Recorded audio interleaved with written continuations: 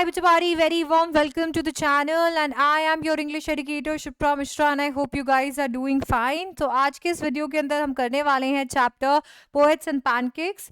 इससे पहले कि हम चैप्टर शुरू करें मैं आपको बता देती हूँ कि मेरा बहुत ही कमाल का कोर्स जो है वो एक बहुत ही शानदार बैच का हिस्सा है जिसका नाम है तेजस्वी बैच।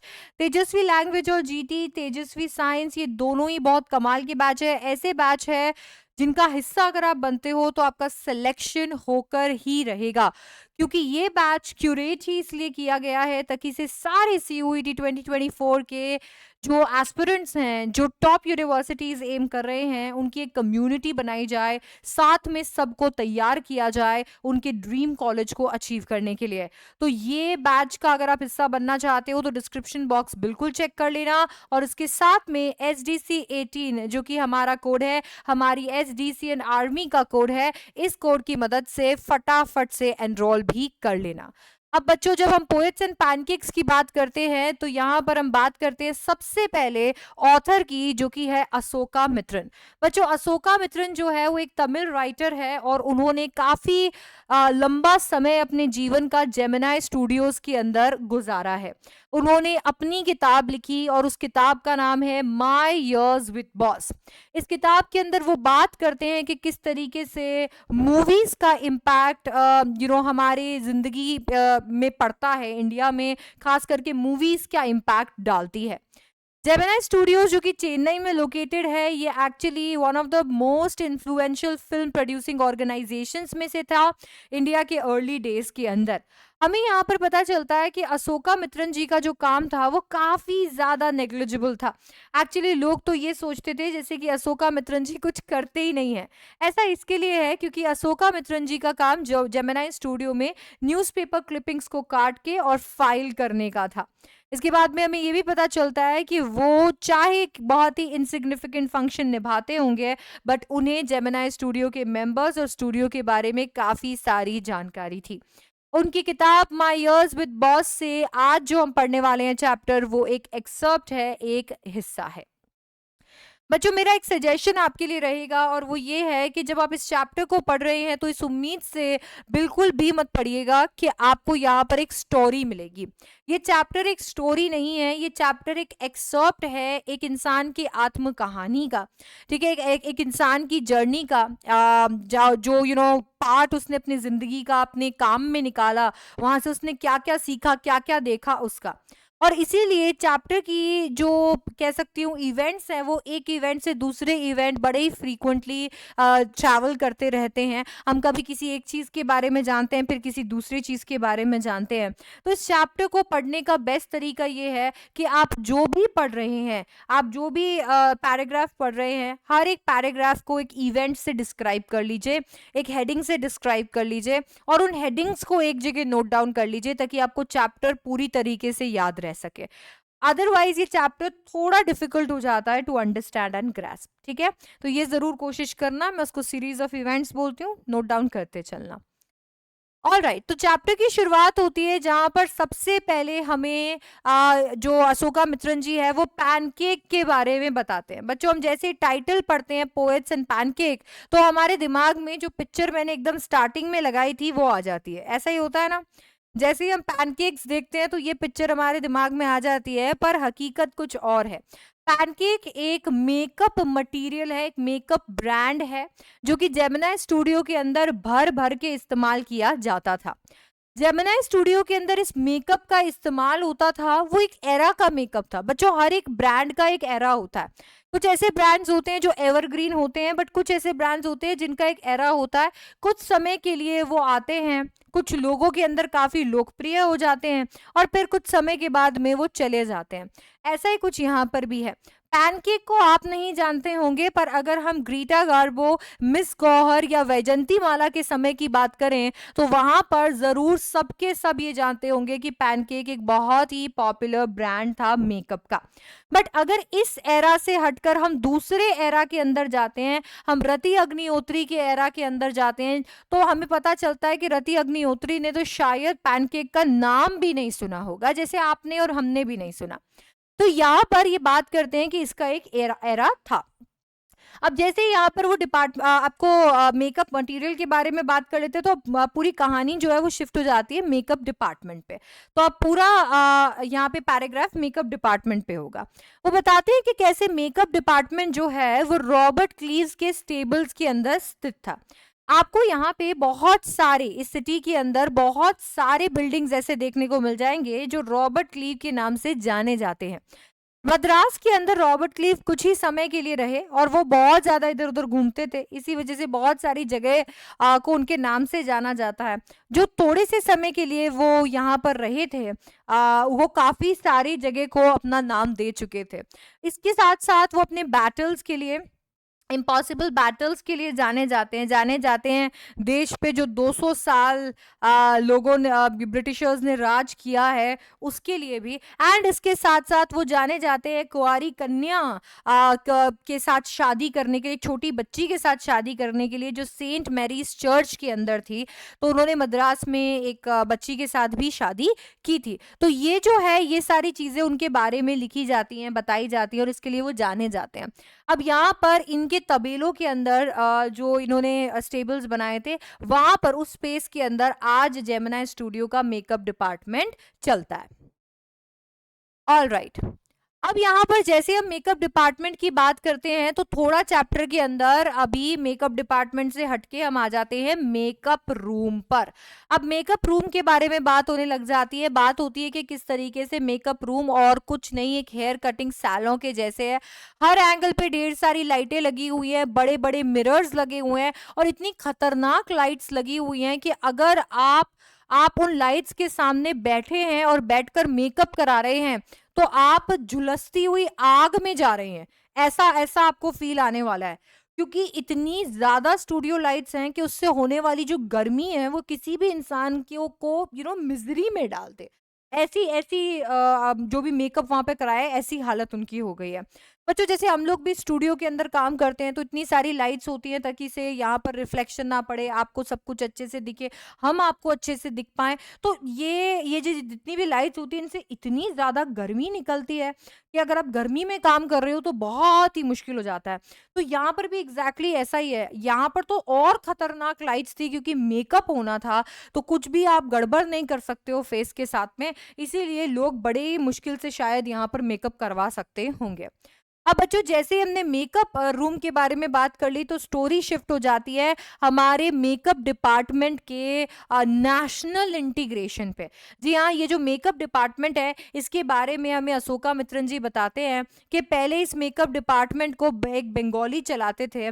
उसके बाद में वो बहुत फेमस हो गए, बहुत बड़े हो गए, इसीलिए उन्होंने स्टूडियो छोड़ दिया।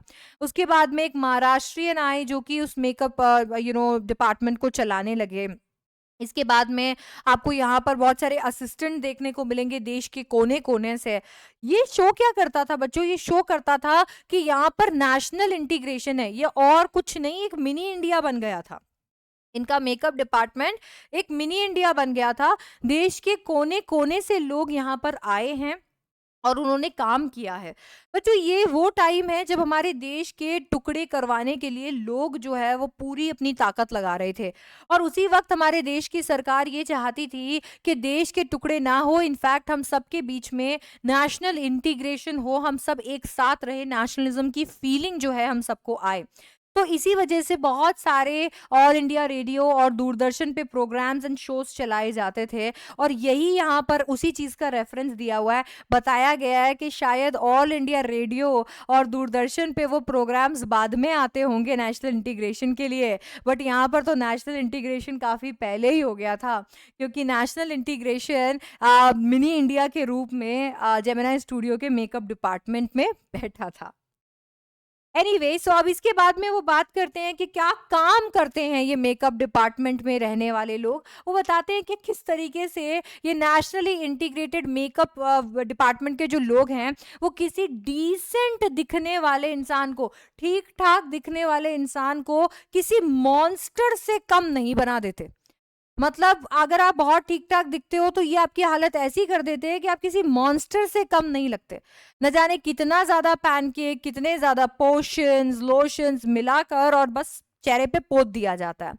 आपको पता है उस टाइम पर जो शूटिंग थी वो बहुत ज़्यादातर इंडोर ही हुआ करती थी। मतलब कुछ ही परसेंटेज, बहुत ही कम परसेंटेज ऑफ शूटिंग जो है वो आउटडोर्स होती थी। और इसी वजह से स्टूडियो के अंदर बहुत सारी लाइट्स होती थी और इन लाइट्स की वजह से लड़कियों लड़कों को, लड़कियों को खूब सारा मेकअप करके बदसूरत बनाया जाता था, अगली बनाया जाता था, ताकि ये कैमरा के सामने मूवी के अंदर प्रेजेंटेबल लग सके।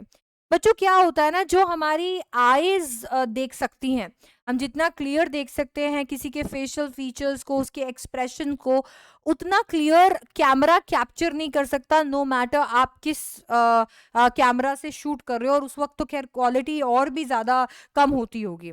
तो अभी अगर कैमरा को आपके फेशियल फीचर्स को कैप्चर करवाना है, अगर ये कैप्चर करवाना है कि आपकी आंखें कितनी बड़ी बड़ी है, या जो भी आपके फेशियल फीचर्स हैं, ताकि आप जब उनसे एक्सप्रेस करो, जब आप, क्योंकि एक्टिंग में आपका पूरा फेस एक्सप्रेस करने के लिए यूज होता है, आपकी पूरी बॉडी एक्सप्रेस करती है आपके डायलॉग को, ऐसा होता है। तो अगर आप अपने फेस के थ्रू से एक्सप्रेस करोगे पर आपका फेस का जो फीचर्स है वो उतने मैं कह सकती हूँ हाईलाइटेड नहीं है, तो कैमरा उन्हें कैप्चर नहीं कर पाएगा और आप डल लगोगे।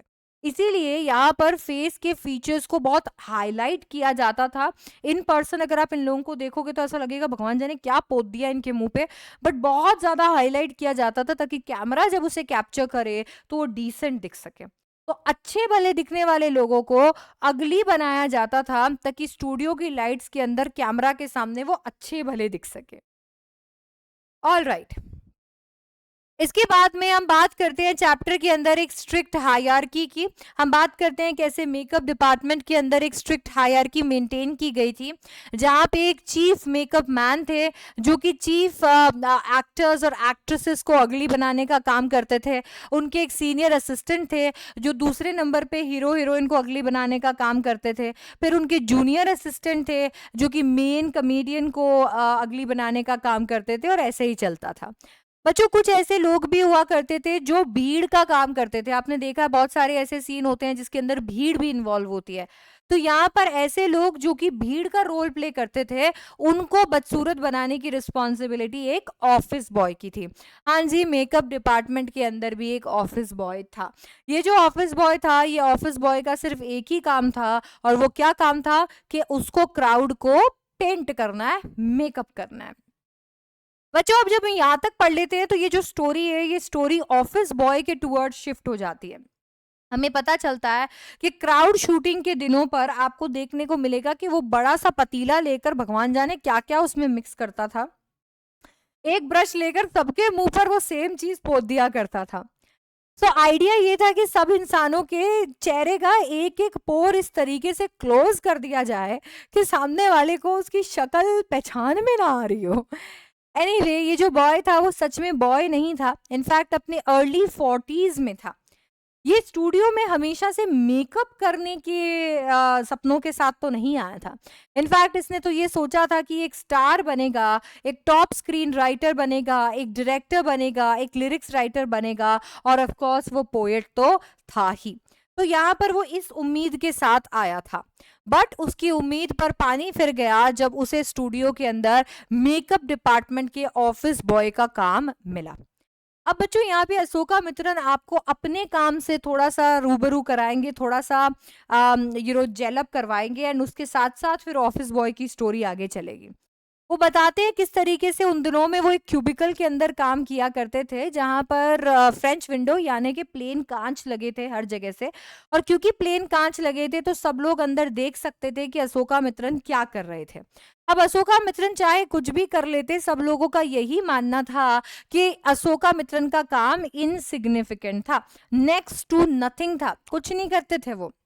इसीलिए कोई भी इंसान आ जाता था और आकर उन्हें लेक्चर देने लग जाता था, उनके साथ में डिस्कशंस करने लग जाते थे, मानो जैसे कि अशोका मित्रन को वहां पर सब लोगों ने अपनी भड़ास निकालने के लिए रखा हो, क्योंकि कोई भी आ जाता था और आकर उन पर अपनी भड़ास निकाल लिया करता था। ऐसा ही कुछ ऑफिस बॉय ने भी किया।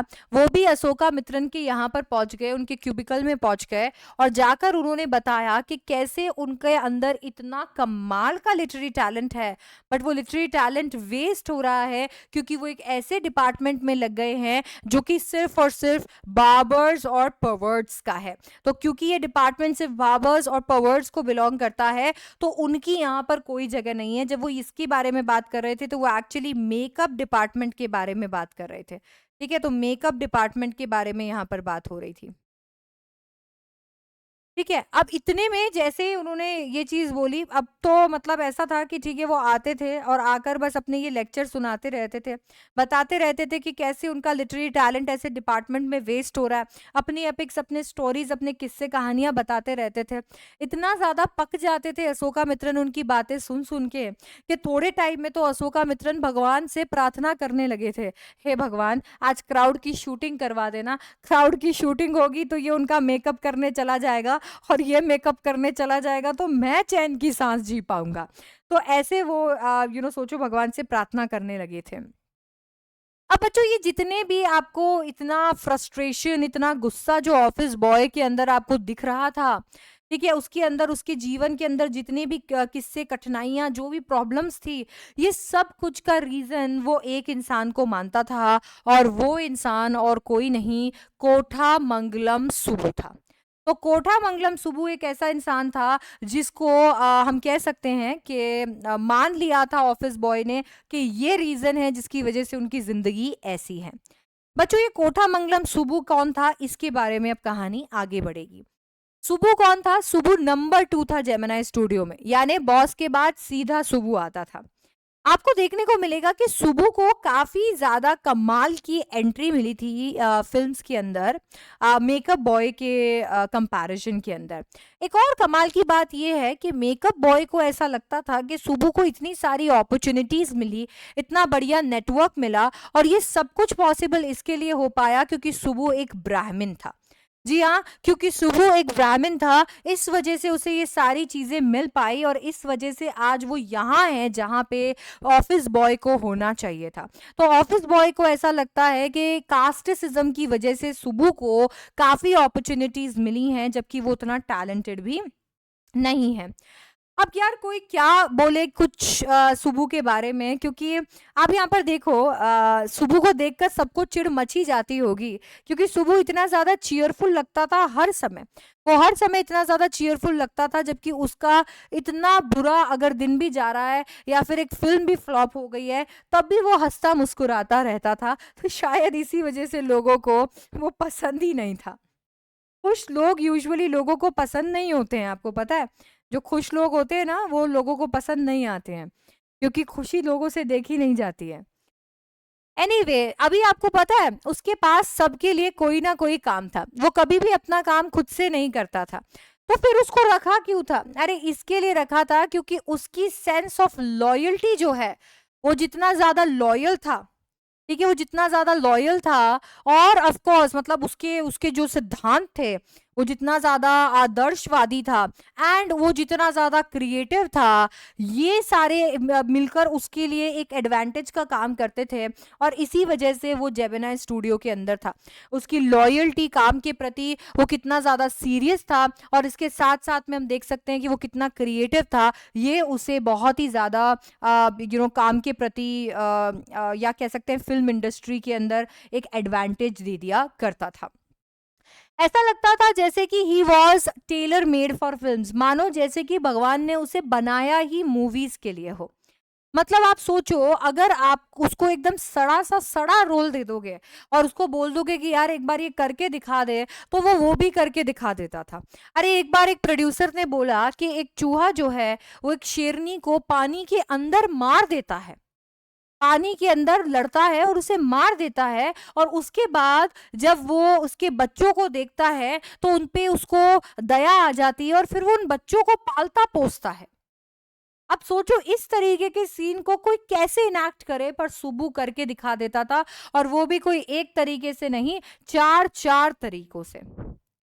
अगर कभी कभी किसी को लगता था कि ना ना ना सुबू ये भी अच्छा नहीं लग रहा है, कुछ और करके दिखाओ, तो प्रोड्यूसर की बात मान के सुबू 1 मिनट में शायद 14 तरीके और बना सकता था, 14 और ऑल्टरनेटिव्स भी वो बना लेता था। फिल्म मेकिंग सुबू जैसे इंसान के साथ काफी ज्यादा आसान हो जाती थी। ऐसा लगता था जैसे एक इंसान है जो कि डायरेक्शन और डेफिनेशन दे रहा है जेमिनाई स्टूडियो को उसके गोल्डन ईयर्स में। और अगर सुबू ना होता तो शायद ये डायरेक्शन और डेफिनेशन हमें ना मिल पाती।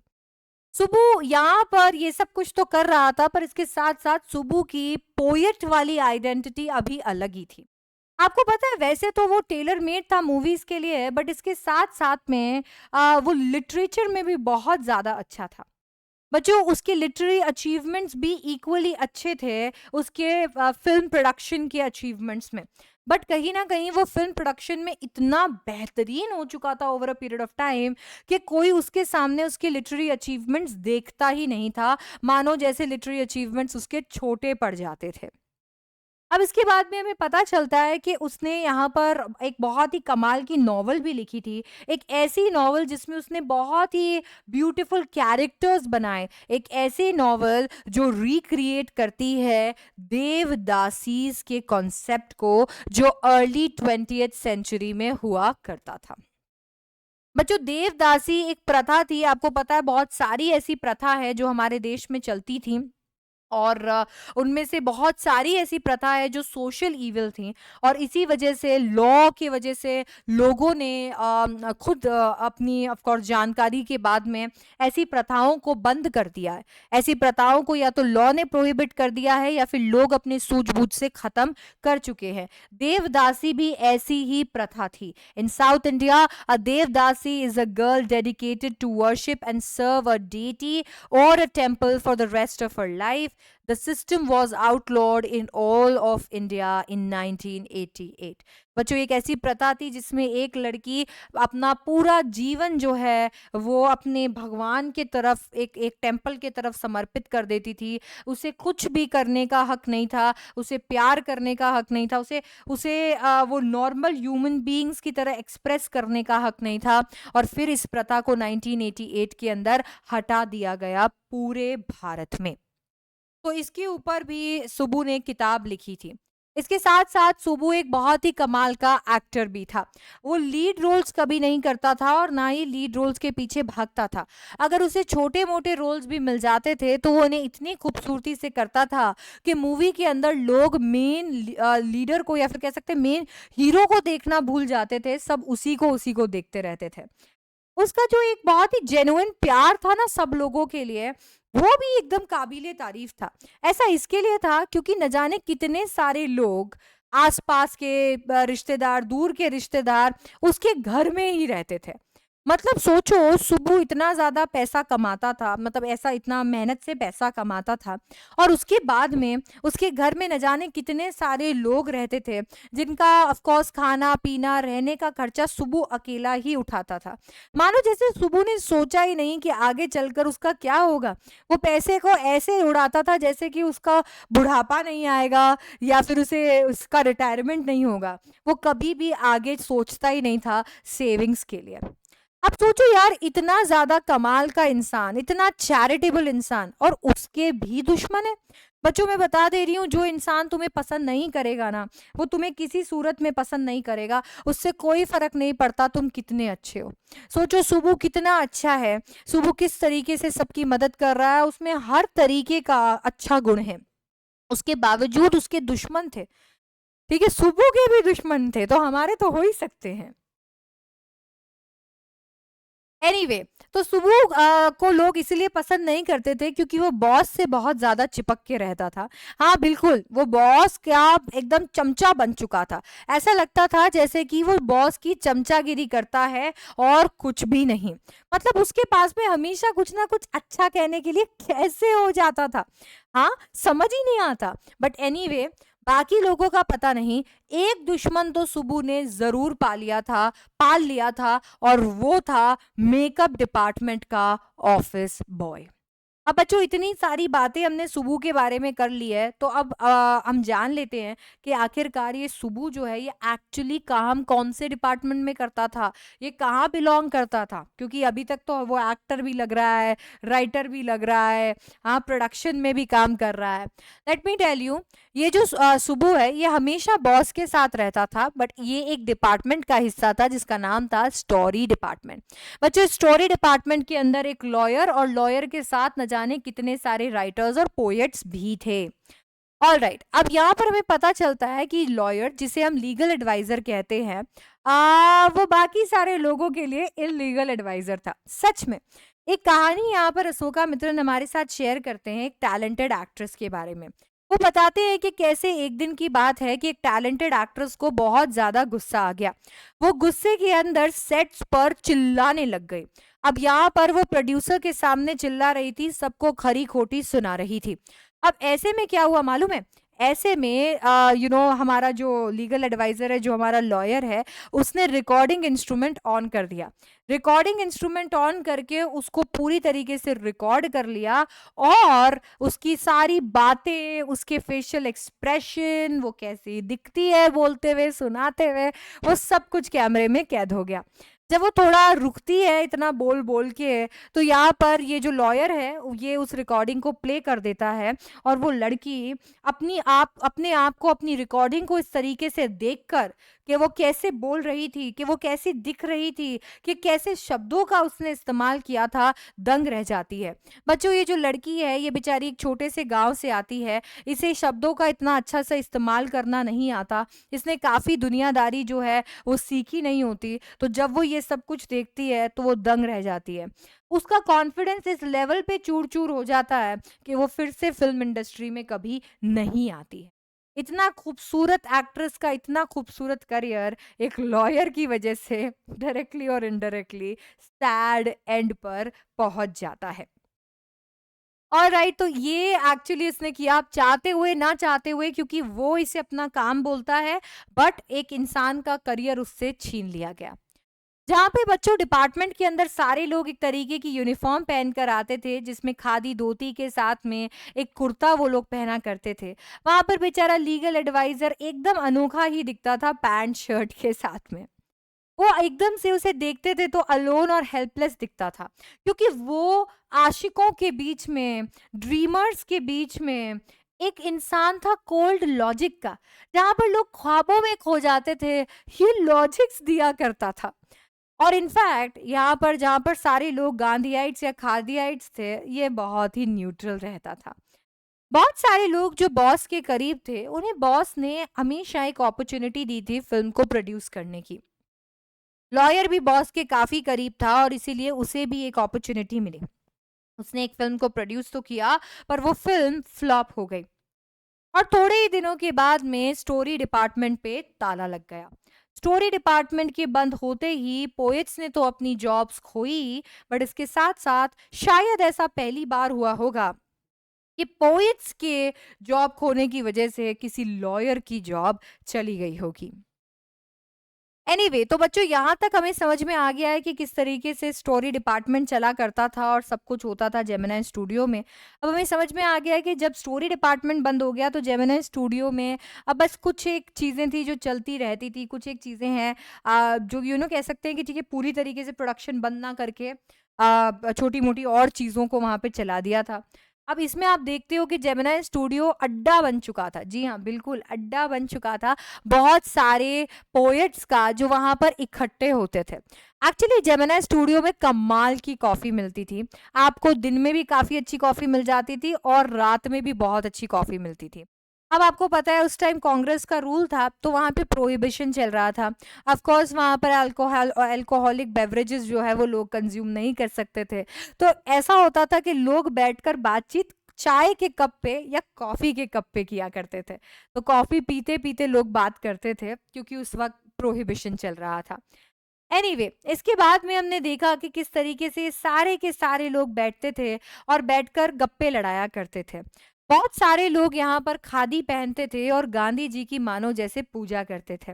उन लोगों को यू नो जो भी बातें चल रही होती थी, जो भी पॉलिटिकल थॉट्स चल रहे होते थे, उनको डिस्कस करने में मज़ा आता था।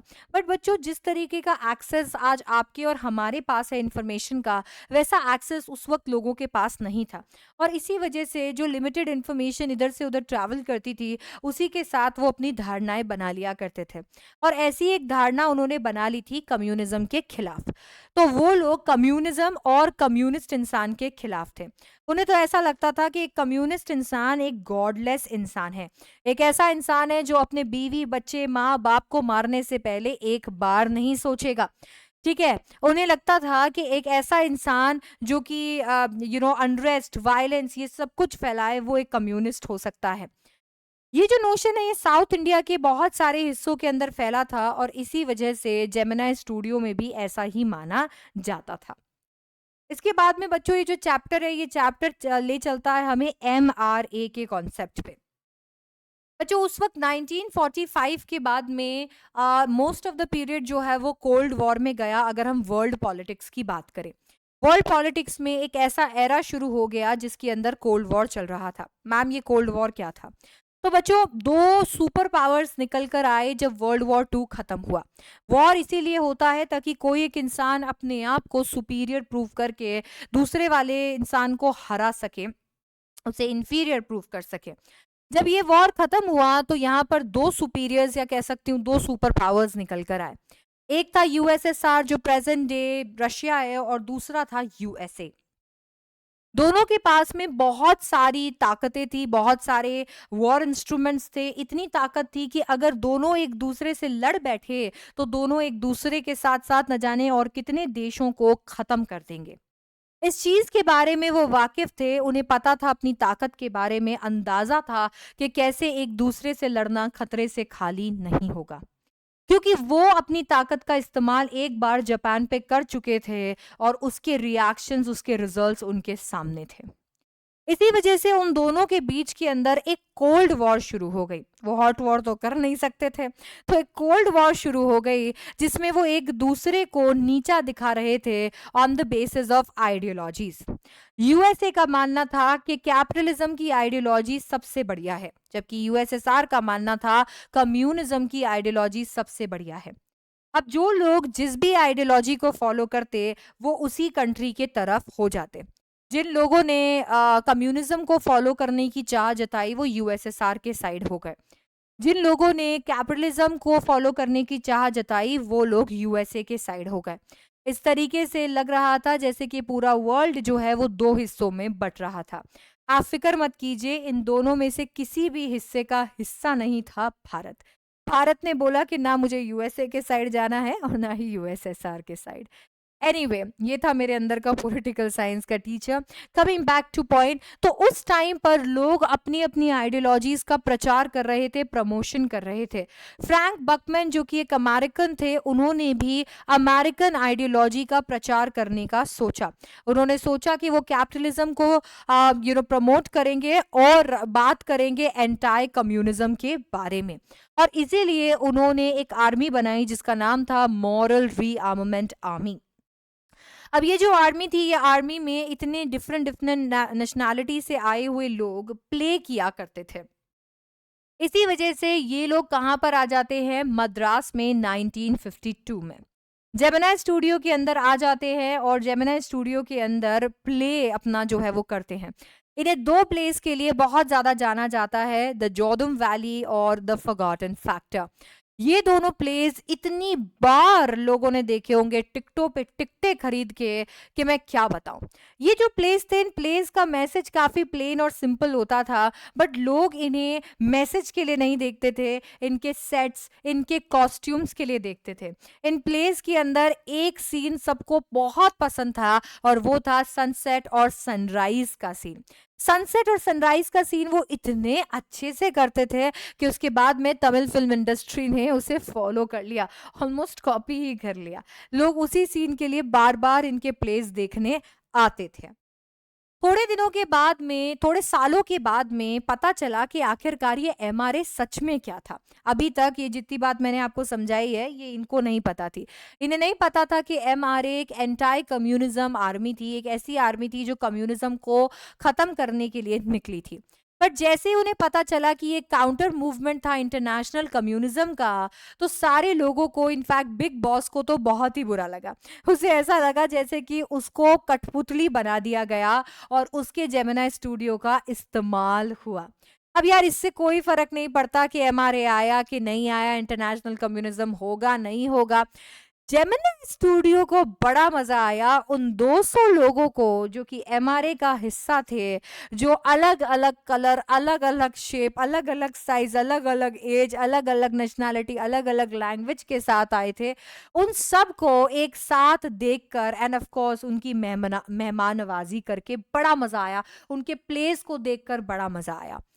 एनीवे इसके बाद में हमारी जो स्टोरी है वो स्टोरी भी चली जाती है एक मिस्टीरियस पोएट के डायरेक्शन में। हाँ जी, कुछ महीनों बाद फिर से बिग बॉसेस ऑफ मद्रास के टेलीफोन बजते हैं और हमें बताया जाता है कि एक और विजिटर आने वाला है। लोग कहते हैं कि ये पोएट है इंग्लैंड से। अरे बहुत सारे पोएट्स को हमारे जेमिनी स्टूडियो के लोग बखूबी जानते थे, बट ये पोएट कौन था ये इसके बारे में कोई नहीं जानता था। कुछ लोग कहते थे कि ये पोएट नहीं है, ये एक एडिटर है। लोगों ने बहुत सारे मैगजीन्स, बहुत सारे न्यूज़पेपर्स को फॉलो किया था, बट ये कौन से न्यूज़पेपर और मैगजीन का या एडिटोरियल का एडिटर था पता नहीं। हमें बस इतना पता था कि कोई आने वाला था, कौन ये नहीं पता। 4 बज जाते हैं दोपहर में और फिर पोएट आ जाता है या जो भी एडिटर है वो आ जाता है। वो काफी लंबा चौड़ा, बहुत ही इंग्लिश, बहुत ही सीरियस इंसान था। हम सबको ऐसे देख रहा था जैसे कि सबसे वियर्ड ऑडियंस हम ही हो। इनफैक्ट कैसे जैसे पंखों के सामने खूब सारे पन्नों से लड़ते हुए उसका स्वागत कर दिया गया। बॉस जब उसके बारे में एक स्पीच भी दे रहे थे तो उनके पास भी शायद उसके बारे में ज़्यादा शब्द नहीं थे, क्योंकि शायद बॉस भी उसे इतने अच्छे से नहीं जानते थे। वहाँ पर भी फ्रीडम और डेमोक्रेसी जैसे फ्रीक्वेंटली यूज्ड वर्ड्स का इस्तेमाल किया गया था। जब वो आकर यहाँ पर ऑडियंस को एड्रेस करता है तो शायद वो भी चौंक गया होगा इतनी साइलेंट ऑडियंस को देख के। सच बताओ तो किसी को कुछ पता नहीं था कि वो यहाँ क्या करने आया था और क्या कहने आया था। किसी को ये भी समझ नहीं आ रहा था कि वो क्या बोल रहा था। 1 घंटे बाद जब वो अपनी बात खत्म करके चला गया तो हम सब ये सोच में पड़ गए कि ये यहाँ करने क्या आया था और एक इंग्लिश पोएट एक तमिल फिल्म्स के स्टूडियोज में क्या कर रहा था, कोई क्यों इसे यहाँ पर बुलाएगा। बट एनीवे सारे लोग बहुत ही ज्यादा चौंक गए थे और बहुत ही ज्यादा मिस्टीरियसली इसके बारे में सोच रहे थे। ये एक ऐसी मिस्ट्री बन गया था जिसका कोई जवाब नहीं था। बच्चों इसके बाद में ये जो स्टोरी है ये स्टोरी प्रोस राइटर्स की तरफ मुड़ जाती है। वैसे जो लोग पोएट्री करते हैं उनके लिए प्रोस राइटिंग करना बहुत मुश्किल होता है और मानते हैं कि जो प्रोस राइटिंग करते हैं उनका दिल बहुत ही ज़्यादा मजबूत होता है, क्योंकि हर बार तो कोई नहीं इस तरीके से अटेम्प्ट्स पे अटेम्प्ट्स कर सकता अपने प्रोस को पब्लिश करवाने के। जी हाँ, प्रोस राइटिंग अगर कर रहे हो तो दिल को थाम कर करनी पड़ती है, क्योंकि जब आप प्रोस राइटिंग करते हो तो आपको ढेर सारे रिजेक्शंस भी मिल सकते हैं। बहुत सारे पब्लिशिंग हाउसेस बोल सकते हैं कि उन्हें आपके मटेरियल को नहीं छापना है और फिर आपको आपकी मैन्युस्क्रिप्ट उठाकर किसी और को भेजनी होती है। तो अगर उतना जिगर है तभी प्रोस राइटिंग करनी चाहिए, ऐसा हमें अशोका मित्रन बताते हैं।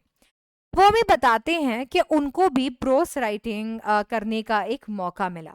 मौका था एक शॉर्ट स्टोरी कॉन्टेस्ट का, जिसे एक ब्रिटिश पीरियोडिकल जिसका नाम था द एनकाउंटर उसने ऑर्गेनाइज किया था।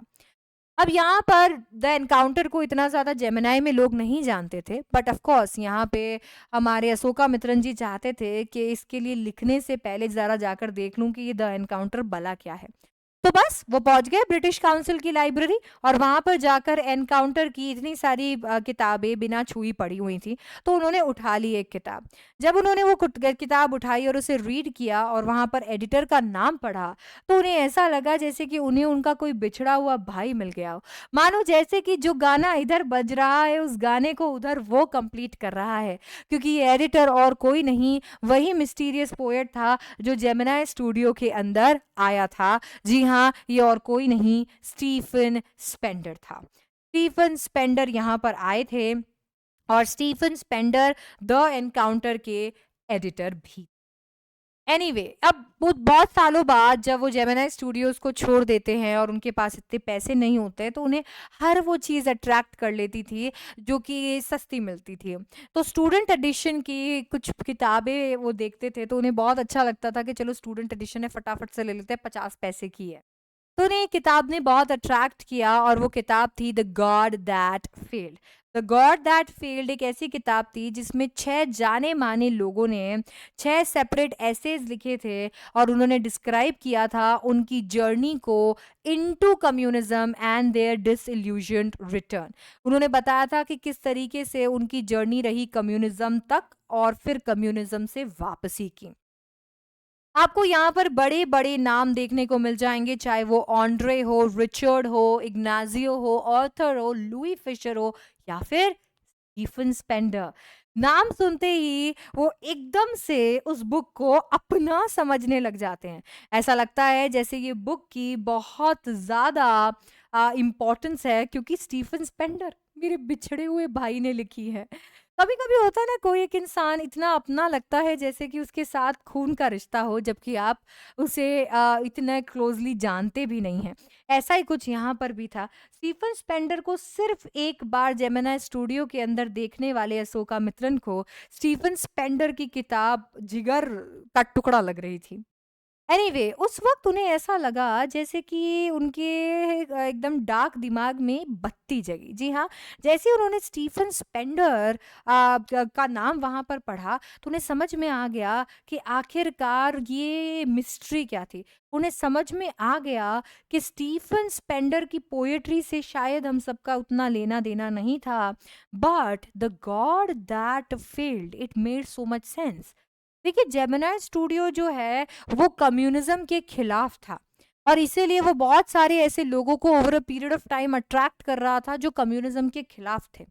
और अगर हम कम्युनिज्म की बात करते हैं और स्टीफन स्पेंडर की भी यहाँ पर बात हो रही है जो कि अपनी जर्नी को एक्सप्लेन करते हैं into communism and out of it, तो हमें ये भी समझ में आ जाता है कि उस दिन वो जेमिनी स्टूडियो में क्या करने आए थे।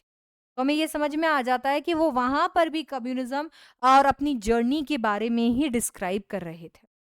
एनीवे तो इसके साथ में हमारा चैप्टर पोएट्स एंड पैनकेक्स जो है वो हो जाता है कंप्लीट।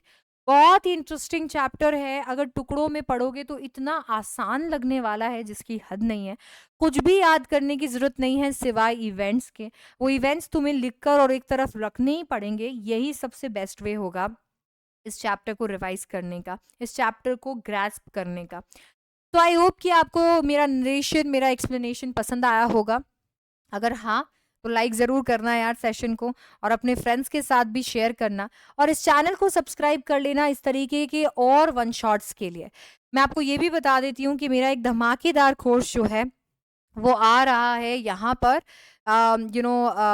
बाकी सारे एडुकेटर्स के साथ में, जिसका जो कि हिस्सा है तेजस्वी बैच का, तेजस्वी साइंस का।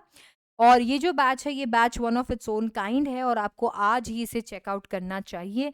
आपको अपना कोड, हमारी आर्मी का कोड SDC18 लगाकर तुरंत ही एनरोल कर लेना चाहिए। And I will see you in the next one. Bye bye, take care.